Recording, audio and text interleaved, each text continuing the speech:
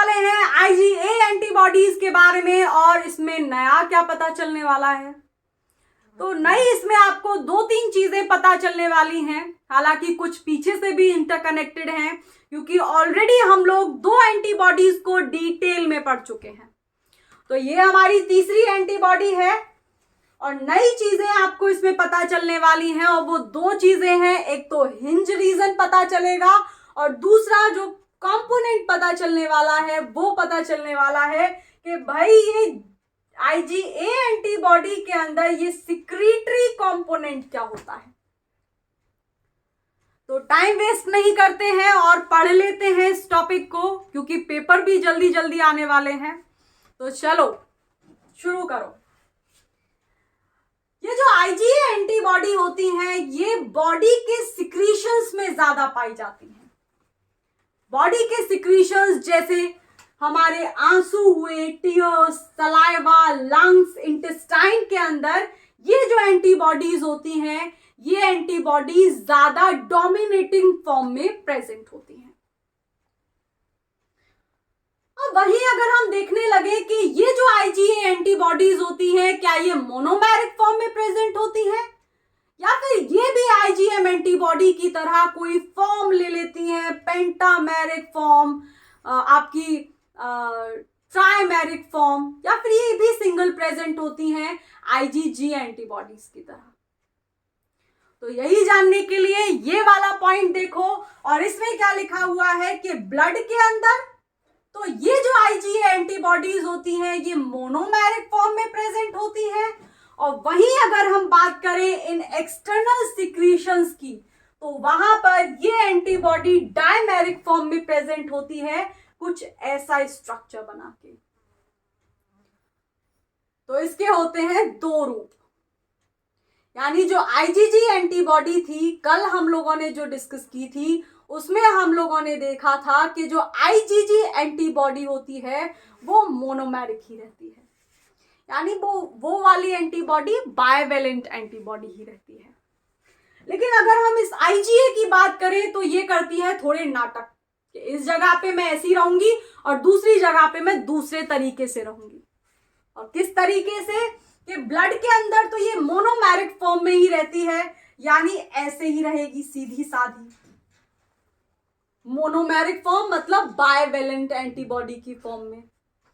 लेकिन जब ये एक्सटर्नल सिक्रीशंस में जाएगी तो वहां ये डायमेरिक फॉर्म में कन्वर्ट हो जाती है, यानी 2 एंटीबॉडीज FC रीजन में J चेन की हेल्प से एक दूसरे से जुड़ जाती हैं और जब ये जुड़ जाती हैं तो एक और कंपोनेंट यहां पर इन पे लग जाता है हिंज रीजन के थ्रू और उस कंपोनेंट को हम नाम देते हैं सिक्रीटरी कंपोनेंट।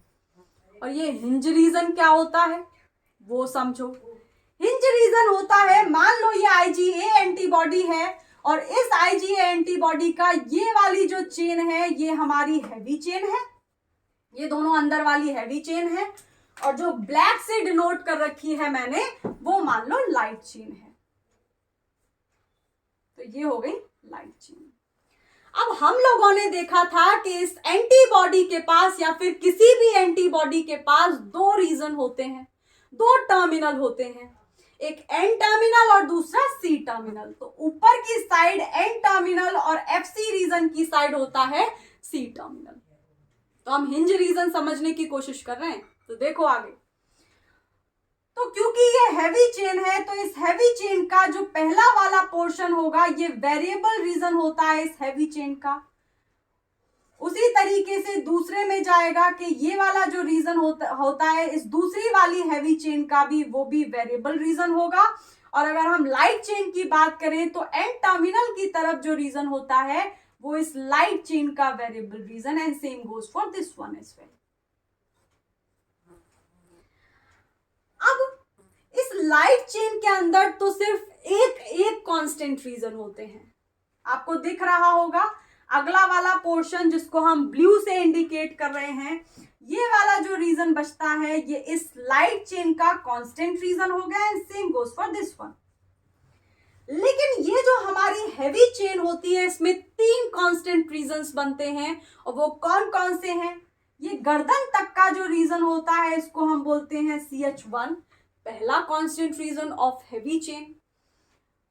अब इस पहले रीजन के बाद यहां पर गर्दन के बाद एक छोटा सा फ्लेक्सिबल रीजन आता है। जैसे हमारी ये गर्दन इधर भी घूमती रहती है क्योंकि ये फ्लेक्सिबल होती है, वैसे ही इस एंटीबॉडी के पास भी इस रीजन में गर्दन होती है जो कि फ्लेक्सिबिलिटी प्रोवाइड करती है इस एंटीबॉडी के लिए। और उस हिंज रीजन के बाद हमारा दूसरा कांस्टेंट रीजन शुरू होता है इस हैवी चेन का, जिसको हम नाम देते हैं CH2।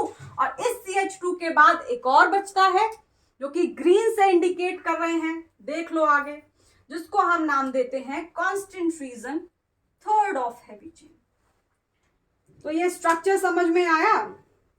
तो हिंज रीजन मतलब इस एंटीबॉडी की गर्दन जो कि इसको फ्लेक्सिबिलिटी प्रोवाइड करेगी, और इसी गर्दन से ये सिक्रीटरी कंपोनेंट जुड़ जाता है दोनों एंटीबॉडीज के, ये एंटीबॉडी नंबर 1 और ये एंटीबॉडी नंबर 2।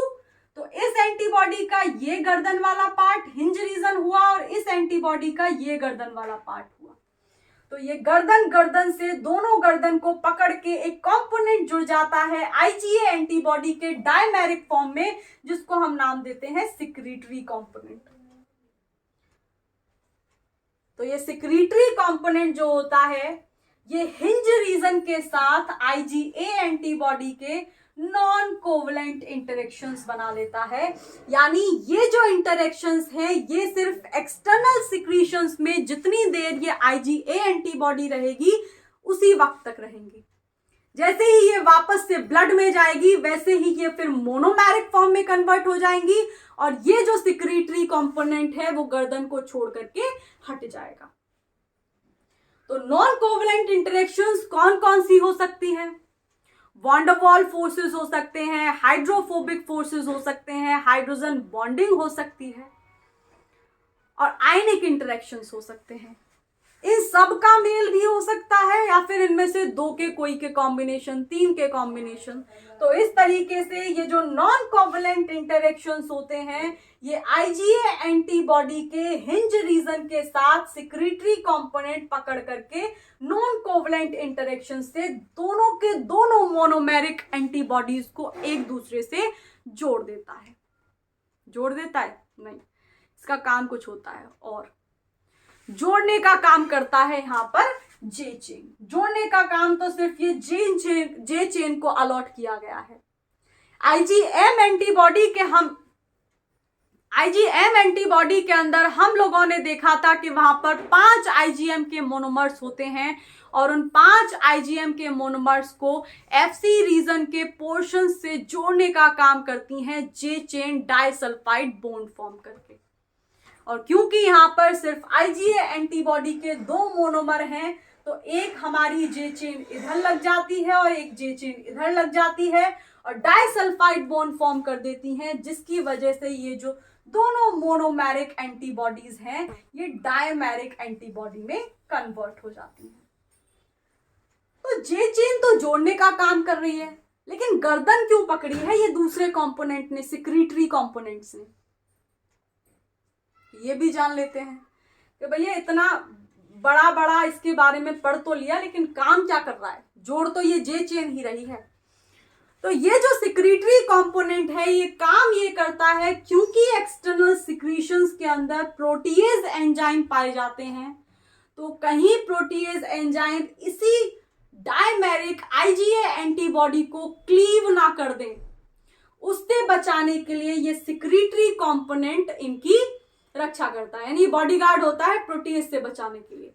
तो लिख लो ये वाली बात कि ये जो हमारा सिक्रीटरी कंपोनेंट होता है ये प्रोटेक्ट्स IgA फ्रॉम प्रोटीएज, क्योंकि एक्सटर्नल सिक्रीशंस के अंदर प्रोटीएज एंजाइम पाए जाते हैं, कहीं प्रोटीएज इस IgA के डायमर को ही क्लीव ना कर दे, इसीलिए ये जो सिक्रीटरी कंपोनेंट है ये हिंज रीजन यानी गर्दन से दोनों एंटीबॉडीज को पकड़ करके चिपक जाता है और बॉडीगार्ड की तरह काम करता है। तो इतनी बात समझ में आई। वो क्या बात है कि ब्लड के अंदर ये मोनोमेरिक फॉर्म में होता है, और वहीं हम एक्सटर्नल सिक्रीशंस की बात करें तो ये डायमेरिक फॉर्म में प्रेजेंट होता है। ये जो एंटीबॉडी है, क्योंकि ये एक्सटर्नल सिक्रीशंस में पाई जाती है, बॉडी के सिक्रीशंस में पाई जाती है, तो इस एंटीबॉडी को हम एक और नाम देते हैं मुकोसल एंटीबॉडी। और आगे एक और पॉइंट है, इसी से रिलेटेड, मुकोसल एंटीबॉडी से रिलेट करके उसको समझने की कोशिश करो कि ये जो आईजीए एंटीबॉडी होती है, ये होस्ट को बैक्टीरिया से, वायरस से बचाने का काम करती है इंटेस्टाइनल मुकोसा के अंदर। और क्योंकि मुकोसा के अंदर ये बचाती है, इसीलिए इसका नाम पड़ जाता है मुकोसल एंटीबॉडी।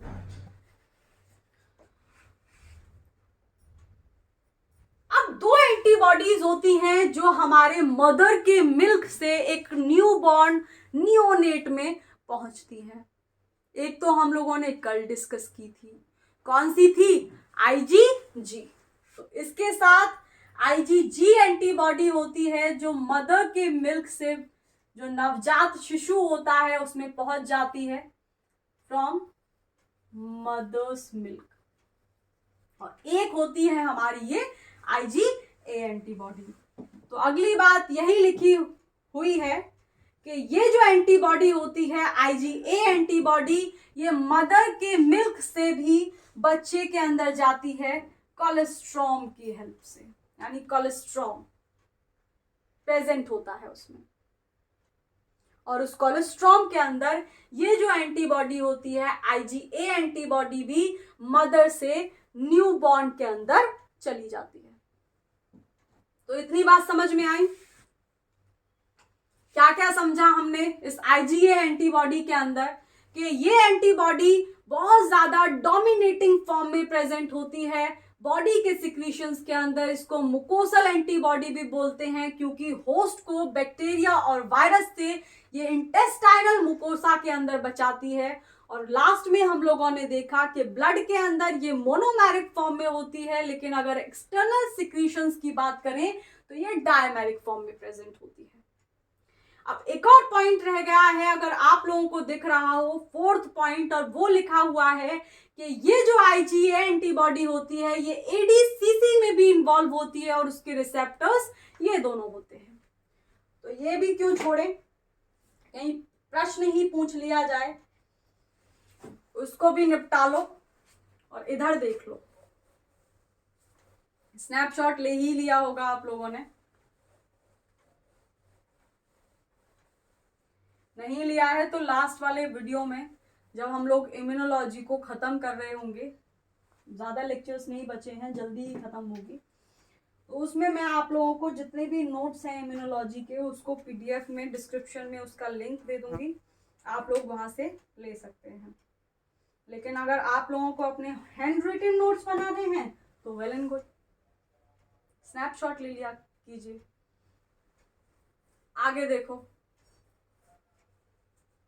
आगे क्या है,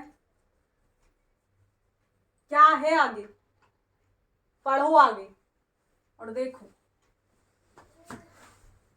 आगे बात है एडीसीसी के बारे में। और एडीसीसी के बारे में क्या है कि ये जो आईजीए एंटीबॉडी होती है ये भी पैथोजन को पकड़ने का काम करती है। जैसे कोई पैथोजन फॉरेन मॉलिक्यूल बाहर से आया तो ये आईजीए एंटीबॉडी भी अपने पैराटोप्स यानी एंटीजन बाइंडिंग साइट पर उस पर्टिकुलर फॉरेन मॉलिक्यूल के एपिटोप्स को पकड़ करके इन पैराटोप्स से बाइंड करा देगी। तो ये हो गए हमारे एंटीजन के स्पेसिफिक एपिटोप से इसकी बाइंडिंग हो गई। अब इस आईजीए एंटीबॉडी के एफसी रीजन की एफिनिटी भी कुछ इम्यून सेल्स पे होती है और उन इम्यून सेल्स के ऊपर एक रिसेप्टर लगा हुआ होता है। मान लो ये इम्यून सेल है और इस इम्यून सेल के ऊपर रिसेप्टर लगा हुआ है, किसके लिए? इस आईजीए एंटीबॉडी के एफसी रीजन के लिए, और वो रिसेप्टर का नाम होता है ये। रट्टा मार लेना इसका। एक बार प्रश्न पूछा गया था आईजीजी वाले उसमें कि उसके रिसेप्टर्स कौन से होते हैं, तो ये वाला भी रट्टा लगा लेना, पता चले यही पूछ लिया। तो रिसेप्टर कौन सा है, CD89, या फिर इसका दूसरा नाम है FC अल्फा R। तो जैसे ही इस IgA एंटीबॉडी को ये फॉरेन मॉलिक्यूल मिलेगा, ये भागेगी अपने रिसेप्टर की तरफ और फिर ये इम्यून सेल के अंदर इस एंटीजन के साथ साथ इस एंटीबॉडी का भी एंडोसाइटोसिस हो जाएगा, अंदर चली जाएगी। और इस प्रोसेस को हम नाम देते हैं, क्योंकि सिर्फ एंटीजन नहीं जा रहा है इस इम्यून सेल के अंदर, अगर एंटीजन जाता तो उस प्रोसेस को हम नाम देते एंडोसाइटोसिस। लेकिन क्योंकि एंटीजन के साथ साथ यहाँ पर एंटीबॉडी भी इस इम्यून सेल के अंदर जा रही है, इसको इम्यून सेल निगल ले रही है, तो इस प्रोसेस को नाम दिया जाता है ये एंटीबॉडी